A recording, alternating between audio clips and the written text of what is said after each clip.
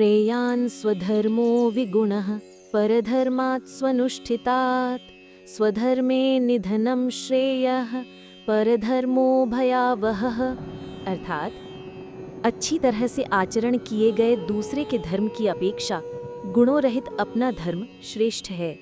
अपने धर्म में मरना भी कल्याणकारी है, किंतु दूसरे का धर्म भय को देने वाला है। ये श्लोक स्वधर्म के पालन की अनिवार्यता को बहुत ही सशक्त ढंग से प्रस्तुत करता है। 1. स्वधर्म क्या है?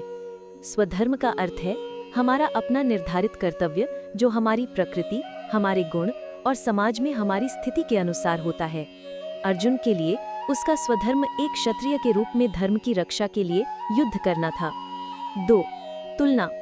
श्रेयान् स्वधर्मो विगुणः। कृष्ण कहते हैं कि यदि हमारे स्वधर्म में कुछ विगुणः यानी कमियां या दोष भी दिखाई दें, तो भी वह परधर्मात् स्वनुष्ठितात् यानी दूसरे के धर्म जिसे हम शायद बहुत अच्छी तरह से कर सके से श्रेयान् यानी श्रेष्ठ है।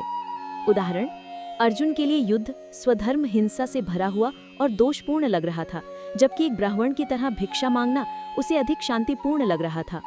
कृष्ण कह रहे हैं कि दोषपूर्ण दिखने पर भी युद्ध करना ही तुम्हारे लिए श्रेष्ठ है।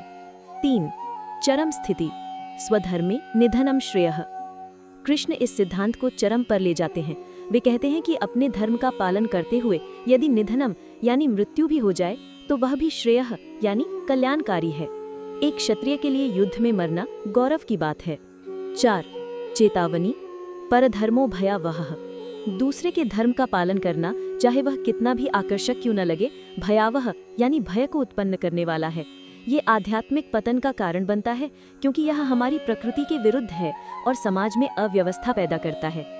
श्लोक का सारांश: हमें अपनी जिम्मेदारियों और कर्तव्यों से भागकर दूसरों के कर्तव्यों को नहीं अपनाना चाहिए, भले ही वे हमें आसान या बेहतर लगें।